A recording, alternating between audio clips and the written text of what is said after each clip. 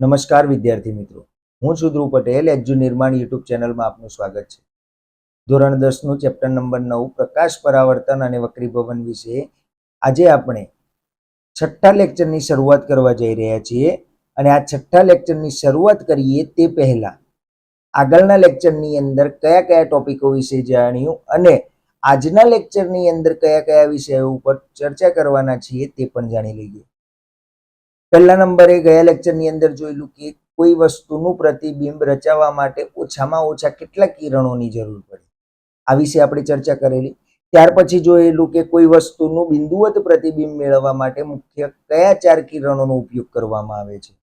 અને છેલ્લે જોયેલું કે અંતર્ગોળ અરીસા વડે રચાતા પ્રતિબિંબો એને આપણે કિરણાકૃતિ દોરીને સમજેલા કે અલગ અલગ વસ્તુને અલગ અલગ સ્થાને મૂકવામાં આવે એ વખતે પ્રતિબિંબ કઈ જગ્યાએ રચાય છે, એનો પ્રકાર કેવો હોય છે, એનું પરિમાણ કેવું હોય છે, આના વિશે આપણે ચર્ચા કરેલી. આજના લેક્ચરની અંદર અંતર્ગોળ અરીસાના ઉપયોગો વિશે જોવાના છીએ. આજના લેક્ચરની અંદર અંતર્ગોળ અરીસાના ઉપયોગો વિશે જોવાના છીએ.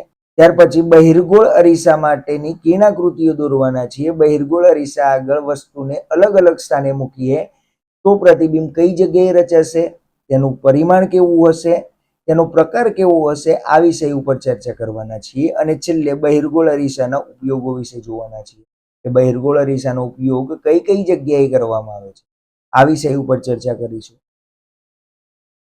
એમાં પહેલા નંબરે છે અંતર્ગોળ અરીસાના ઉપયોગો.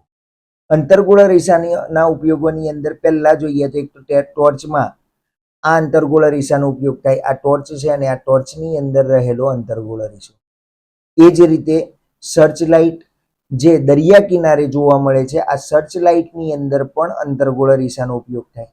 આ જગ્યાએ અંતર્ગોળ અરીસો આવેલો છે અંદરની સાઈડે, અને અહીંયા આવેલું છે પ્રકાશનું ઉદ્ગમ. એ જ રીતે વાહનોની હેડલાઇટ, આ વાહનોની હેડલાઇટની અંદર પણ અહીંયા પ્રકાશનું ઉદ્ગમ છે જ્યાંથી પ્રકાશ ઉત્પન્ન થાય છે. અને અહીંયા આવેલું છે આ અંતર્ગોળ અરીસો.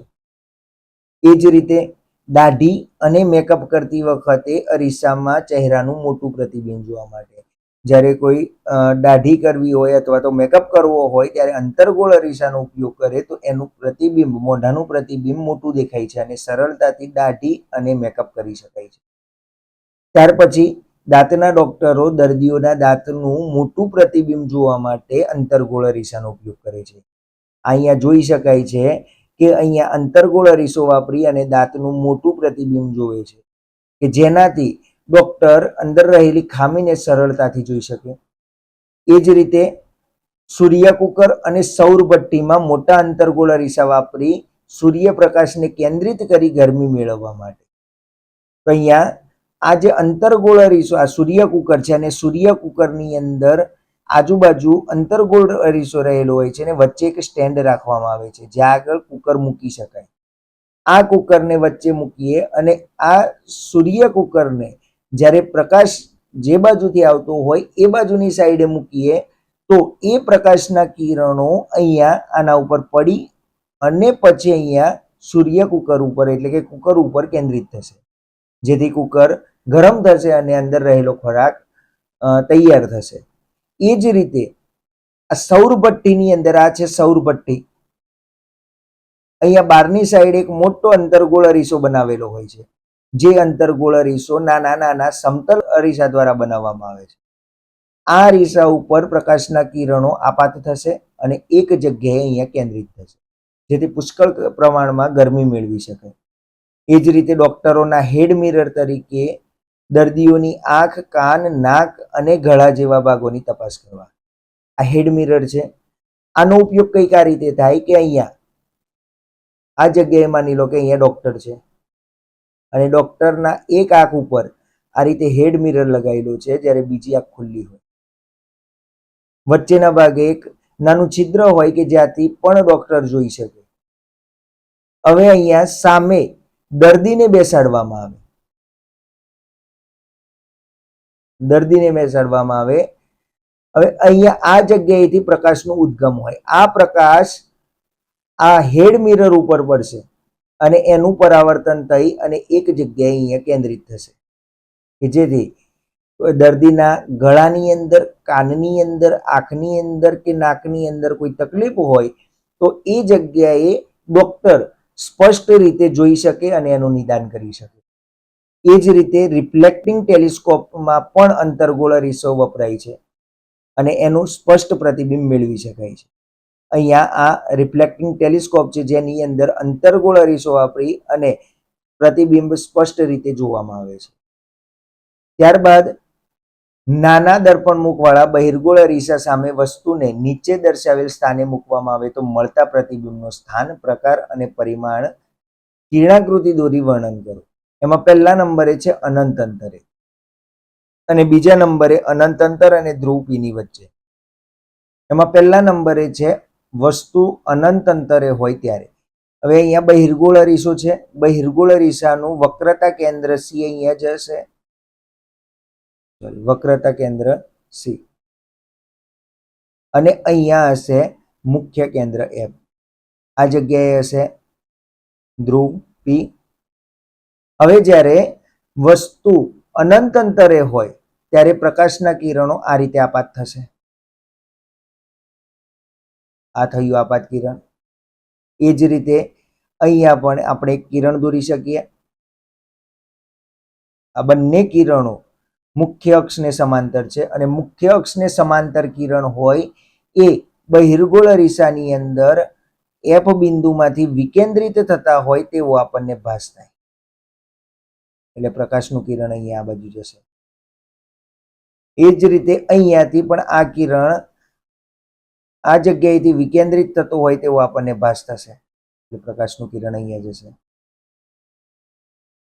અને એથી આપણને એવો ભાસ થશે કે અહીંયા પ્રતિબિંબ રચાય છે. કારણ કે આપણને ખબર છે કે જે જગ્યાએ પ્રકાશના કિરણો કેન્દ્રિત થાય અથવા તો જે જગ્યાએથી વિકેન્દ્રિત થતો હોય તેવો ભાસ થતો હોય એ જગ્યાએ પ્રતિબિંબ રચાય. એટલે આ એફ બિંદુ પર પ્રતિબિંબ રચાશે. અહીંયા લખી શકીએ પ્રતિબિંબનું સ્થાન તો એફ પર. ત્યાર પછી પ્રતિબિંબનો પ્રકાર.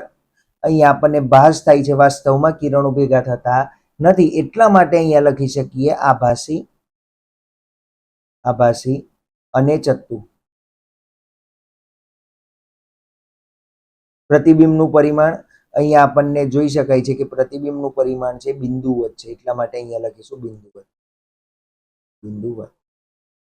ત્યાર પછી વસ્તુ જ્યારે અનંત અંતર અને ધ્રુવ પીની વચ્ચે ગમે તે ત્યાં હોય, એટલે માની લો કે વસ્તુને અહીંયા મૂકી દઈએ, વસ્તુને અહીંયા કોઈ પણ જગ્યાએ મૂકવામાં આવે, આ જગ્યાએ,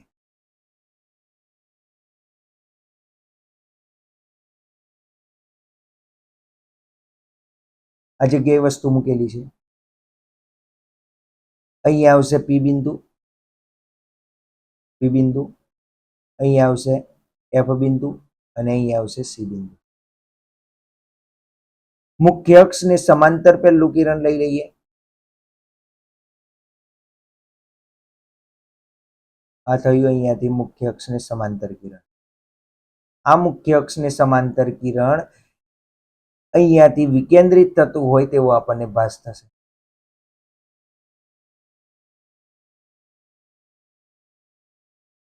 આ જગ્યાએથી આ બાજુ વિકેન્દ્રિત થતો હોય તેવો ભાસ થાય. એટલે આની અંદર આ થયું આપાત કિરણ અને આ થયું પરાવર્તિત કિરણ. એ જ રીતે બીજું કિરણ આપણે લઈ શકીએ પી પર આપાત થતું કિરણ, અને પી પર આપાત થતું કિરણ એટલા જ કોણે પરાવર્તિત થાય. અહીંયા આ જે થયું એ આપાત કિરણ અને અહીંયા થયું પરાવર્તિત કિરણ. અને આ જે કિરણ છે એ આ જગ્યાએથી આવતું હોય તેવું આપણને ભાસ થતો હોય છે. અને આ કિરણો જે જગ્યાએ ભેગા થયા એ જગ્યાએ પ્રતિબિંબ રચાશે. એટલે પ્રતિબિંબ આ જગ્યાએ રચાય. અહીંયા પ્રતિબિંબનું સ્થાન પી અને એફ ની વચ્ચે, તો અહીંયા લખી કાઢીએ પી અને એફ ની વચ્ચે. ત્યાર પછી પ્રતિબિંબનો પ્રકાર.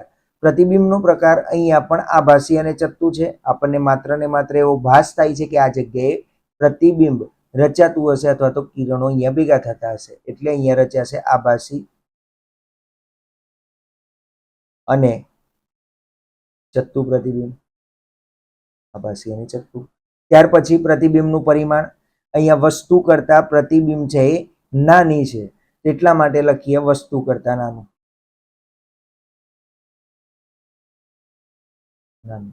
આમ બહિર્ગોળ રેસાની અંદર અનંત અંતરે વસ્તુને મૂકવામાં આવે કે અનંત અંતર અને પી ની વચ્ચે ગમે તે ત્યાં વસ્તુને મૂકવામાં આવે, પ્રતિબિંબ હંમેશા આભાસી અને ચત્તુ તથા વસ્તુ કરતા નાનું જ મળે.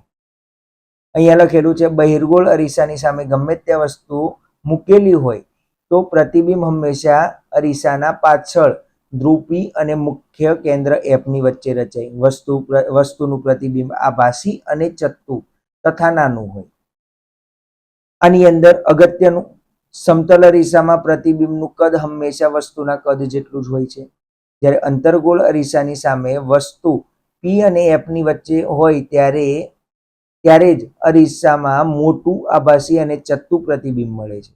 આની અંદર અંતર્ગોળ અરીસાની અંદર જોયું આપણે કે આ અંતર્ગોળ અરીસો, આ અંતર્ગોળ અરીસાની આગળ વસ્તુને પી અને એફની વચ્ચે મૂકવામાં આવે, આ પી બિંદુ, અને અહીંયા થયું એફ બિંદુ. અને અહીંયા જ્યારે વસ્તુને મૂકવામાં આવે, અહીંયા હશે સી બિંદુ. અહીંયા પહેલા કિરણ આપણે જોયેલું કે પી પર આપાત થતું, એટલા જ કોણે પાછું જાય, અને બીજું કિરણ જોયેલું સી પર આપાત થતું. આ બે કિરણો અહીંયાથી આવતા હોય તેવો આપણને ભાસ થતો, એટલે પ્રતિબિંબ અરીસાના પાછળના ભાગમાં આ જગ્યાએ રચાતું, આ જગ્યાએ પ્રતિબિંબ રચાતું હતું.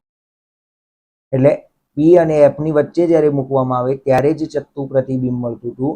સમતલ અરીસાની અંદર હંમેશા ચત્તુ મળશે પ્રતિબિંબ, પરંતુ એ હંમેશા વસ્તુના કદ જેટલું જ હશે. જ્યારે અંતર્ગોળ અરીસાની અંદર પી અને એફની વચ્ચે જ ચત્તુ પ્રતિબિંબ મળશે, પણ એ વસ્તુના કદ કરતા વિવર્ધિત હશે, એટલે કે મોટું હશે. અને જ્યારે વસ્તુને બહિર્ગોળ અરીસા આગળ ગમે તે ત્યાં મૂકવો, એ હંમેશા પ્રતિબિંબ એફ અથવા તો એફ અને પી ની વચ્ચે રચાય, અને એ હંમેશા આભાસી, ચત્તુ અને વસ્તુ કરતા નાનું હોય. ત્યાર પછી આગળ જોઈએ, અહીંયા આપણને કોષ્ટક આપેલું છે, જે આગળ બહિર્ગોળ અરીસા માટે અનંત અંતરે વસ્તુને મૂકીએ, એના આગળ અનંત અંતરે વસ્તુને મૂકવામાં આવે તો પ્રતિબિંબનું સ્થાન આપણને મળતું હતું એફ પર. પ્રતિબિંબનું પરિમાણ હતું બિંદુવત, અને પ્રતિબિંબનો પ્રકાર હતો આભાસી અને ચત્તુ. ત્યાર પછી અનંત અંતરે અને પી ની વચ્ચે જ્યારે મૂકવામાં આવે, તો અનંત અંતર અને પી ની વચ્ચે જ્યારે વસ્તુને મૂકવામાં આવે ત્યારે પ્રતિબિંબ હંમેશા મળતું હતું પી અને એફની વચ્ચે. પ્રતિબિંબનું પરિમાણ એ વસ્તુ કરતા નાનું મળતું હતું, અને પ્રતિબિંબનો પ્રકાર એ આભાસી અને ચત્તુ હતું.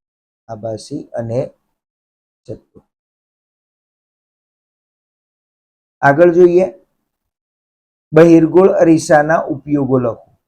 એમાં બહિર્ગોળ અરીસાના ઉપયોગોમાં પહેલો ઉપયોગ છે, બહિર્ગોળ અરીસાનો ઉપયોગ સામાન્ય રીતે વાહનોમાં સાઈડ મિરર એટલે કે રિયર વ્યૂ મિરર તરીકે થાય છે. વાહનનો ડ્રાઈવર તેની પાછળ આવતા ટ્રાફિકને જોઈ શકે અને સુરક્ષિત રીતે પોતાનું વાહન ચલાવી શકે, એટલા માટે બહિર્ગોળ અરીસાનો ઉપયોગ કરવામાં આવે છે. અહીંયા જે અરીસો દેખાય છે વાહનના સાઈડ મિરરની અંદર, એ અરીસો બહિર્ગોળ અરીસો છે, કારણ કે એની અંદર જે પાછળનું દ્રશ્ય છે એ વધારે આવરી લે, અને સાઈડમાંથી આ બધી વસ્તુઓ આપણે જોઈ શકીએ. આની જગ્યાએ જો સમતલ અરીસો લગાવવામાં આવે તો સમતલ અરીસાની અંદર પ્રતિબિંબ હંમેશા વસ્તુના કદ જેટલું જ મળે, એટલે આટલું મોટું દ્રશ્ય આવરી લેતું નથી. જ્યારે બહિર્ગોળ અરીસાની અંદર પ્રતિબિંબ છે નાનું મળશે અને વધારે ક્ષેત્ર આવરી રહેશે. ત્યારબાદ મોટા બહિર્ગોળ અરીસા વેપારી કે દુકાનદાર પોતાની દુકાનમાં સલામતી માટે રાખે છે, તેના વડે ગ્રાહક પર નજર રાખી શકાય છે અને ચોરી થતી અટકાવી શકાય છે. આ રીતે આપણે જોઈ શકીએ કે દુકાનદારો આ રીતે બહિર્ગોળ અરીસા પોતાની દુકાનની અંદર રાખતા હોય છે, જેના કારણે આખી દુકાનની અંદર નજર રાખી શકે અને ચોરી થતી અટકાવી શકે. ત્યાર પછી એક ગોલીય અરીસાની વક્રતા ત્રિજ્યા 20 સેન્ટીમીટર છે, તેની કેન્દ્ર લંબાઈ કેટલી હશે? અહીંયા આપણને વક્રતા ત્રિજ્યા આપેલી છે 20 સેન્ટીમીટર. વક્રતા ત્રિજ્યા એટલે આર, અને આર બરાબર આપેલા છે 20 સેન્ટીમીટર. તેની કેન્દ્ર લંબાઈ કેટલી હશે એટલે એફ આપણે શોધવાનો છે, એફ બરાબર કેટલા. આપણી જોડે સૂત્ર છે R બરાબર 2F. તો F બરાબર થશે R/2. તો R એટલે આપેલા છે 20 ભાગ્યા 2 એટલે જવાબ આવશે 10 સેન્ટીમીટર. અહીંયા સેન્ટીમીટરમાં છે એટલે જવાબ આવશે સેન્ટીમીટરમાં. તો F બરાબર મળી જશે 10 સેન્ટીમીટર. ત્યાર પછી એવા અરીસાનું નામ આપો જે વસ્તુનું ચત્તુ તથા વિવર્ધિત પ્રતિબિંબ આપે. તો ચત્તુ અને વિવર્ધિત પ્રતિબિંબ આપે એવો અરીસો એક જ છે અંતર્ગોળ અરીસો. કેમ કે ચત્તુ પ્રતિબિંબ સમતલ અરીસો પણ આપે છે, સમતલ, પણ એ હંમેશા વસ્તુના કદ જેટલું જ પ્રતિબિંબ આપે. ત્યાર પછી બહિર્ગોળ અરીસો પણ, બહિર્ગોળ અરીસો આ પણ આપણને વસ્તુનું ચત્તુ પ્રતિબિંબ આપે છે, પણ આ વસ્તુ કરતા પ્રતિબિંબનું કદ નાનું હશે. જ્યારે અંતર્ગોળ અરીસાની આગળ વસ્તુને P અને F ની વચ્ચે મૂકવામાં આવે ત્યારે પ્રતિબિંબ હંમેશા વસ્તુ કરતા વિવર્ધિત અને ચત્તુ હશે. ત્યાર પછી વસ્તુને અહીંયા લખેલું છે કે જ્યારે અંતર્ગોળ અરીસાના ધ્રુવ P અને મુખ્ય કેન્દ્ર F ની વચ્ચે મૂકવામાં આવે ત્યારે વસ્તુનું સીધું તથા વિવર્ધિત પ્રતિબિંબ મળે છે. સમતલ અરીસો, બહિર્ગોળ અરીસો વિવર્ધિત પ્રતિબિંબ આપી શકતા નથી. માત્ર અંતર્ગોળ અરીસો જ વિવર્ધિત પ્રતિબિંબ આપી શકે છે. વસ્તુને જ્યારે અંતર્ગોળ અરીસા આગળ ધ્રુવ P અને મુખ્ય કેન્દ્ર F ની વચ્ચે મૂકવામાં આવે છે ત્યારે વસ્તુનું સીધું તથા વિવર્ધિત પ્રતિબિંબ મળે છે. આગળ જોઈએ, આપણે વાહનોમાં પાછળનું દ્રશ્ય જોવા માટે અરીસા તરીકે, એટલે કે વાહનોના સાઈડ મિરર તરીકે બહિર્ગોળ અરીસો કેમ પસંદ કરીએ છીએ?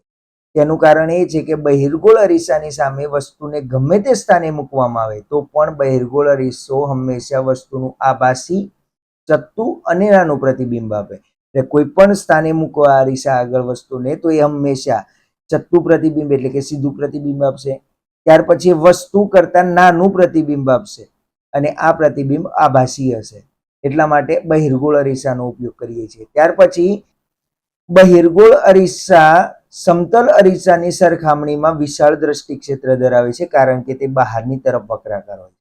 આ જે અરીસો છે એ બહારની તરફ વક્રાકાર એટલે કે વળેલો હોય છે. આ રીતે અહીંયાથી આ રીતે બહારની તરફ વળેલો હોય છે, જેના કારણે આ જે વિશાળ દ્રષ્ટિ ક્ષેત્ર ધરાવે છે અને પાછળનો વધારે ભાગ આવરી લે છે, જેથી આપણે વધારે ક્ષેત્ર આપણે પાછળનું જોઈ શકીએ. ઉપરના કારણોને લીધે ડ્રાઈવર બહિર્ગોળ અરીસામાં તેની પાછળના મોટા ક્ષેત્રનું દ્રશ્ય જોઈ શકે છે અને પોતાના વાહનને ટ્રાફિકમાં સુરક્ષિત રીતે હંકારી શકે છે. આના કારણે જ આપણે બહિર્ગોળ અરીસાનો ઉપયોગ સાઈડ મિરર તરીકે કરીએ છીએ. તો આ જ રીતે નવા ટોપિક સાથે આગળના વિડીયોમાં મળીએ. નમસ્કાર.